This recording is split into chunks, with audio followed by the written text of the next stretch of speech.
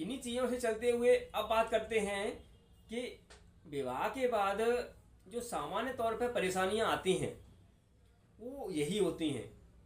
कितना दहेज दिया, इतना कम क्यों आया था। ये सामान्य बातें हर घर में होती हैं। क्यों? क्योंकि जिसके यहाँ विवाह हुआ है उसके यहाँ 4 मेहमान जुड़े हुए हैं। हर मेहमान दूसरे किसी की शादी की तुलना यहाँ करेगा। अरे उनकी शादी में इतना आया था, आपकी बहू तो ये लेके नहीं आई, उसके लड़के को तो फलानी गाड़ी मिली थी, तुम्हें तो मोटरसाइकिल दी, कम से कम कार तो आनी चाहिए थी, कार आ गई है, अरे ऑल्टो दे दिया आपको तो, उसके यहाँ पे तो स्विफ्ट आई थी, अगर स्विफ्ट दे दी, अरे उसके यहाँ तो स्कॉर्पियो आई थी। डिमांड दूसरे को देख के बढ़ाई जाती है और कहीं ना कहीं जो दूसरे लोग होते हैं घर में एक गंदा वातावरण पैदा करके अपने अपने घर निकल जाते हैं। अब उस लड़की को क्या लगता है, यार बताओ सब लोग कैसे कह के जा रहे हैं। अब समस्या वहां खड़ी होती है, लड़की तत्काल फोन लगाएगी मम्मी को, मम्मी यहाँ पे ऐसा कहते हैं। अब मम्मी भी आज की समाज की पढ़ी लिखी नारी, बेटा ऐसा कहते हैं, अभी मैं देखती हूँ तेरे पापा को भेज रही हूँ।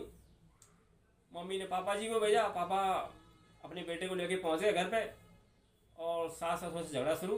तो भाई मेरी बेटी को परेशान करते हो, इतना सामान दिया तुमको, ज़्यादा करोगे तो जेल की चक्की पिसा दूंगा।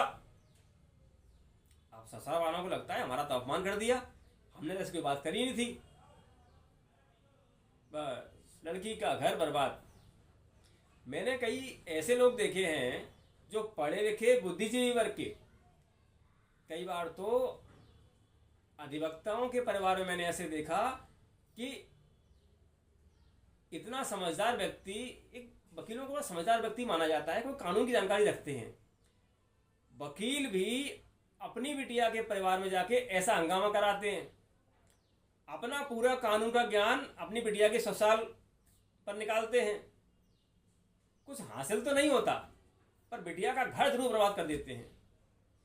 बहुत सारे एग्जाम्पल देखे मैंने।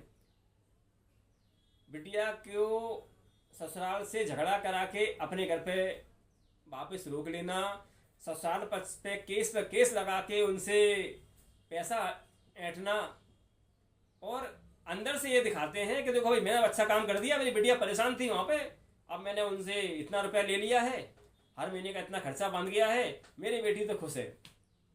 ये खुशी नहीं है, ये वो लड़की भी जानती है और उसका वो पति भी जानता है, पर इसको खुशी मान रहे हैं। चलिए इससे भी आगे चलते हैं। दिक्कत वहां शुरू होती है जब इन छोटी मोटी चीज़ों से लड़ झगड़ के लड़की मायके चली गई। जब लड़की मायके जाएगी तो लड़की के पास लगाने के लिए बहुत सारे रास्ते हैं।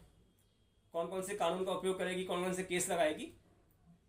विशेष तौर से लड़की मायके जाते ही 498 का प्रकरण दर्ज कराती है। मित्रों ये 498 क्या है? कानून की परिभाषा में अगर आप जाएंगे, देखिए अब नया कानून लागू हो गया है, हम नए कानून के हिसाब से बात करेंगे तो कहीं ना कहीं आपको कन्फ्यूजन होगी कि इसे कैसे समझें। तो मैं पुराने कानून के धाराओं के हिसाब से बात करना पसंद करूंगा, क्योंकि सबको जानकारी में है कि किस संबंध में बात की जा रही है। मित्रों 498A कहीं ना कहीं जब दहेज की घटनाएं बढ़ रही थी उसके बाद इसका उद्देश्य भी यही था कि कोई ससुराल पक्ष का व्यक्ति किसी महिला को प्रताड़ित ना करे, और ये प्रताड़ना के संबंध में ही कानून है। तो ये सामान्य तौर पे अगर ऐसी घटना क्योंकि शिकायत मिलती है तो दर्ज कर लिया जाता है। अरनेश कुमार वर्सेस बिहार राज्य के जजमेंट के बाद ये केस थोड़ा सामान्य श्रेणी का हो गया है और इन केसों में सामान्य तक गिरफ्तारियां नहीं होती हैं और थाने स्तर पर जमानत हो जाती है। ऐसी स्थिति में अब इस केस का महत्व पहले से कम हुआ है, पर यह केस कहीं ना कहीं परिवार को बिगाड़ने का काम करता है। इधर लड़की ने 498A लगाया तो कहीं ना कहीं वकीलों के संपर्क में आती है, वकीलों की सलाह पर फिर एक घरेलू हिंसा का केस लगता है। फैमिली कोर्ट में या लोकल कोर्ट के अंदर एक 125 CRPC का खर्चे के लिए केस लगता है। ये 3 केस तो कॉमन रूप से लगते हैं। इधर जब लड़के को नोटिस मिलता है तो 498 के लिए तो बेल कराएगा ही कराएगा अपनी। फैमिली कोर्ट में लड़की के 125 के जवाब में वो क्या करेगा? सामान्य तौर पर उस पर दो ऑप्शन होते हैं।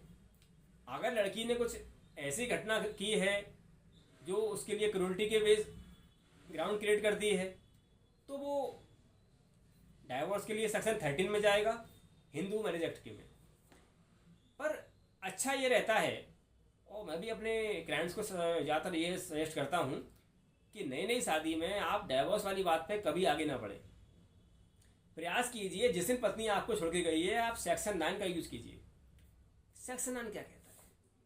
हिंदू विवाह अधिनियम का सेक्शन 9 आपको ये अधिकार देता है कि आप अपने पति या पत्नी जो भी हैं आप सामने वाले व्यक्ति को अपने वैवाहिक जीवन को पुनः शुरू करने के लिए कोर्ट से आदेश करवा सकते हैं। आपके दाम्पत्य संबंधों को दोबारा से चालू करने के लिए एक महत्वपूर्ण धारा है। इसका उपयोग सामान्य तौर पर हर पति को आवश्यक रूप से करना चाहिए अगर उनकी जिंदगी में ऐसी कोई घटना हो रही है या होने वाली है और ऐसा उसको संभावनाएं दिख रही है। सेक्शन 9 के बहुत लाभ हैं। अगर आप समय पे इसका यूज कर लेंगे तो आप ऐसी कई मुसीबतों से बच जाएंगे जो आगे जाके आपको झेलनी पड़ सकती हैं। सेक्शन 9 के और क्या लाभ हैं, इसका किस तरह उपयोग कर सकते हैं, ये आगे जब मैं आपको और सेक्शन बताऊंगा तब आपको समझ में आ जाएंगे।